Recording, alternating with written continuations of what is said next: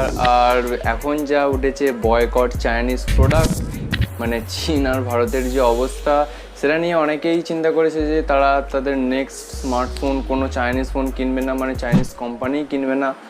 তো সেই জন্যে আমি তোমাদের জন্য একটা ভিডিও নিয়ে চলে এসেছি যে 10 থেকে 20 হাজারের মধ্যে সবথেকে ভালো নন চাইনিজ ফোন কী কী হতে পারে, সেটার একটা টপ 5 লিস্ট তোমাদের নিয়ে চলে এসেছি। সর্বপ্রথম একটা কথা বলে দিই যে ইন্ডিয়াতে 90%-এর ওপরে স্মার্টফোন ব্র্যান্ড হচ্ছে গিয়ে চাইনিজ স্মার্টফোন। তাই নন চাইনিজ স্মার্টফোন আমি তোমাদেরকে যেগুলো বলবো বা যেগুলো আছে আদার্স, তার স্পেসিফিকেশান চাইনিজ স্মার্টফোনের থেকে একটু আধটু কমও হতে পারে। তাই একটু আধটু কম্প্রোমাইজ তো করতেই হবে নন চাইনিজ স্মার্টফোন নিতে গেলে। নন চাইনিজ স্মার্টফোন অনেক আছে, কিন্তু এর মধ্যে তোমাদেরকে ভ্যালু ফর মানি ফোন দেয় না কেউই, মানে বেকার ফোন বলতে পারো, বা ভালো হলেও তার দাম প্রচুর হাই। তাই যেগুলো লিস্ট তোমাদের জন্য নিয়ে এসেছি সেগুলো বলতে পারো ভ্যালু ফর মানি খুবই ভালো ফোন। ওকে, সো নাম্বার 1 লিস্টে যে ফোনটা রয়েছে সেটা হচ্ছে গিয়ে নোকিয়ার 6.1 প্লাস। নোকিয়া এখন প্রায় উড়ে গেছে, কিন্তু হ্যাঁ কিছু 2 বছর আগে প্রায় অনেক ভালো স্মার্টফোন লঞ্চ করেছিল, তার মধ্যে Nokia 6.1 plus one of the best smartphones বলতে পারো তোমরা। ডিজাইনটা একটু ওল্ড, সেই একটু বড় নচ দেওয়া ডিজাইন, কিন্তু ভাই নন চাইনিজ স্মার্টফোন নিতে গেলে তো একটু কম্প্রোমাইজ করতেই হবে, কিন্তু স্পেসিফিকেশন ওয়াইজ খুবই ভালো স্মার্টফোনটা আমার মতে। এখানে তোমরা 5.8 ইঞ্চের একটা ফুল এইচডি প্লাস ডিসপ্লে পেয়ে যাচ্ছ, এবং তার সাথে পেছন দিকে ডুয়েল রেয়ার ক্যামেরা পেয়ে যাচ্ছ, গ্লাস ব্যাক ডিজাইনের সাথে 16+5 মেগাপিক্সেলের ক্যামেরা পেয়ে যাচ্ছ, এবং ফ্রন্টেও 16 মেগাপিক্সেলের ক্যামেরা পেয়ে যাচ্ছ। ব্যাটারি এখানে একটু কম, 3060 mAh এর ব্যাটারি, বাট কম্প্রোমাইজ তো করতেই হবে। এবং পারফরমেন্সের কথা বললে এখানে প্রসেসর তোমরা স্ন্যাপড্রাগন 636 পেয়ে যাচ্ছ, যেটা ভাই কী বলবো, মানে আজ থেকে 1.5 বা 2 বছর আগে এটা মিড রেঞ্জের মধ্যে সবথেকে পাওয়ারফুল প্রসেসর ছিল, এবং এখনও যদি তোমরা নিতে চাও খুবই ভালো ফোন আমার মতে এই প্রাইস রেঞ্জে। আর হ্যাঁ, প্রাইসের কথা বললে এখানে 4+64 GB র্যামের যে ভেরিয়েন্ট, এটা শুরু হচ্ছে তোমার 11,500 নিচে 11,300 বা 400। তো এই প্রাইস রেঞ্জে খুবই একটা ভালো ডিল নন চাইনিজ স্মার্টফোন হিসাবে। সেকেন্ড নাম্বারে তোমাদের অনেকেরই প্রিয় ব্র্যান্ড মানে স্যামসাংয়ের একটা ফোন আছে, সেটা হচ্ছে গিয়ে স্যামসাং গ্যালাক্সি M21। এটা কোনো ওল্ড ফোন নয়, এটা একেবারে রিসেন্ট ফোন, মানে 2020 সালেতেই এসছে। তো স্পেসিফিকেশন ওয়াইজ খুবই ভালো ফোন। এখানে তোমরা 6.4 ইঞ্চির একটা super AMOLED full HD plus display পেয়ে যাচ্ছ, মানে ডিসপ্লে ভাই এই প্রাইস রেঞ্জে বেস্ট ডিসপ্লে বলতে পারো তোমরা। সুপার অ্যামোলেড ডিসপ্লে, মানে তোমরা ভাবতেই পারছো স্যামসাংয়ের ডিসপ্লে। এবং ক্যামেরা সেট আপও এখানে খুবই ভালো। পেছন দিকে তোমার হচ্ছে 48 মেগাপিক্সেলের মেন সেন্সর রয়েছে, তার সঙ্গে একটা 8 মেগাপিক্সেলের আলট্রা ওয়াইড সেন্সর এবং 5 মেগাপিক্সেলের ডেপথ সেন্সর রয়েছে, এবং সামনে একটা 20 মেগাপিক্সেলের ফ্রন্ট ক্যামেরা রয়েছে। এবং এর মেন হাইলাইট হচ্ছে গিয়ে ব্যাটারি। এখানে তোমরা 6000 mAh একটা ব্যাটারি ব্যাকআপ পেয়ে যাও, অলমোস্ট 2 দিনের ব্যাটারি ব্যাকআপ দিয়ে দেবে তোমাদেরকে। এই প্রাইস রেঞ্জে কোনো স্মার্টফোনে তোমরা এই ব্যাটারি পাবে না। মানে প্রসেসরের কথা বললে এখানে তোমরা স্যামসাংয়ের নিজস্ব এক্সিনোস 9611 প্রসেসর পেয়ে যাচ্ছ, যেটাকে যদি তোমরা স্ন্যাপড্রাগনের সঙ্গে কম্পেয়ার করো তো স্ন্যাপড্রাগন 712 বা স্ন্যাপড্রাগন 720G এর মাঝামাঝি একটা প্রসেসর, খুবই ভালো প্রসেসর। গেমিংয়ের দিক থেকে কোনো রকমের কিছু প্রবলেম হবে না। এবং এটার প্রাইস 13,999 থেকে শুরু হয়, মানে 4+64 GB যে ভেরিয়েন্ট। তো এই প্রাইস রেঞ্জে এটা নন চাইনিজ স্মার্টফোন হিসেবে বেস্ট স্মার্টফোন বলতে পারো।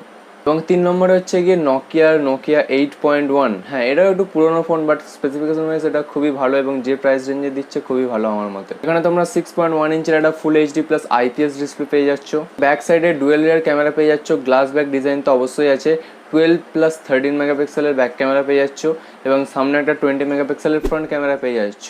ক্যামেরা মেগাপিক্সেল অতটা হয়তো মনে হচ্ছে না, যেহেতু 48 নেই তাই মানে কম ভাবছো, কিন্তু ভাই নোকিয়ার ক্যামেরা খুবই ভালো হয়, আমি পার্সোনালি টেস্টিং করেছি নোকিয়ার, এবং এই ফোনের ক্যামেরাটাও অবশ্যই খুবই ভালো হবে। তোমরা ইউটিউবে কোনো রিভিউ দেখে নিতে পারো। ব্যাটারি এখানে একটু কম, 3500 mAh একটা ব্যাটারি, বাট স্পেসিফিকেশন ওয়াইজ আমার মতে খুবই ভালো।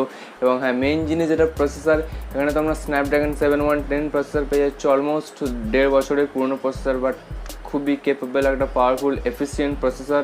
গেমিংয়ের দিক থেকে কোনো প্রবলেম হবে না। প্রাইসের 14,999, 4+64 GB ভেরিয়েন্ট। তো নন চাইনিজ ফোন হিসেবে খুবই একটা ভালো ফোন এই প্রাইস রেঞ্জে। এবং 4 নম্বরে যে স্মার্টফোনটা আছে সেটাও তোমাদের অনেকেরই প্রিয় ব্র্যান্ড স্যামসাংয়ের স্যামসাং গ্যালাক্সি M31। তো এটার প্রাইস হচ্ছে গিয়ে 16,499, 6+64 GB ভেরিয়েন্ট। তো এটা এই যে ফোনটা, এটা স্যামসাং গ্যালাক্সি M21 এর মতোই পুরো সিমিলার স্পেসিফিকেশান ক্যামেরা ছাড়া। তোমরা যদি ক্যামেরা আপগ্রেড করতে চাও স্যামসাংয়ের ফোন হিসেবে, তো এই ফোনটা তোমরা চয়েস করতে পারো। M21 এর ক্যামেরা যে খারাপ সেটা না, কিন্তু এখানে আরও একটু বেটার ক্যামেরা পেয়ে যাচ্ছ। এখানে তোমরা 64+8+5+5 মেগাপিক্সেলের একটা ব্যাক কোয়াড রেয়ার ক্যামেরা সেটা পেয়ে যাচ্ছ এবং সামনে একটা 32 মেগাপিক্সেলের ফ্রন্ট ক্যামেরা পেয়ে যাচ্ছ। এছাড়া স্যামসাং গ্যালাক্সি M31 এর আদার্স যে সমস্ত স্পেসিফিকেশন সেটা স্যামসাং এর M21 এর থেকে মানে একেবারে সিমিলার স্পেসিফিকেশন। লাস্ট নাম্বারে যে ফোনটা সেটা একটু আলাদা ধরনের ফোন, মানে একটা ফ্ল্যাগশিপ ফোন তোমরা বলতে পারো। এবং তোমরা যদি স্যামসাং এর ফোন নিতে না চাও, একটা খুবই পাওয়ারফুল ফোন নিতে চাও, তো এই ফোনটা তোমাদের জন্য। তো এটা হচ্ছে গিয়ে আসুসের Asus Zenfone 5Z।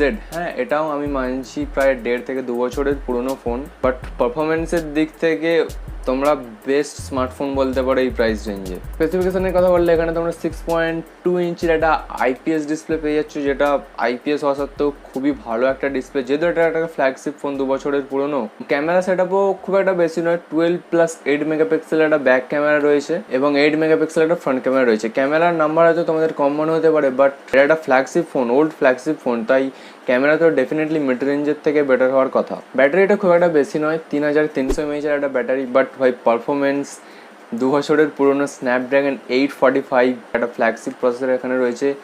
গেমিংয়ের দিক থেকে ভাই স্কিল করে দেবে যত এই প্রাইস রেঞ্জে ফোন আছে, সব থেকে বেস্ট পারফরমেন্সের দিক থেকে ফোন বলতে পারো। ডিজাইন একটু পুরনো, বড় একটু নচ রয়েছে ওপরের দিকে, বাট তোমরা কেউ যদি পারফরমেন্স ওয়াইজ ফোন নিতে চাও, স্যামসাংয়ের ফোন না নিয়ে এই ফোনটা অবশ্যই পিক করা উচিত তোমাদের।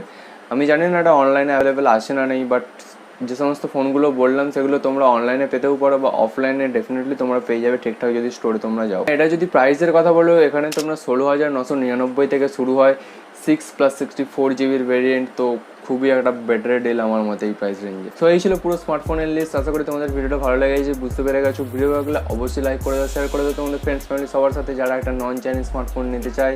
সাবস্ক্রাইব করে চলে এসো আমাদের বংটেক ফ্যামিলিতে। দেখা হচ্ছে পরের ভিডিওতে, বাই বাই।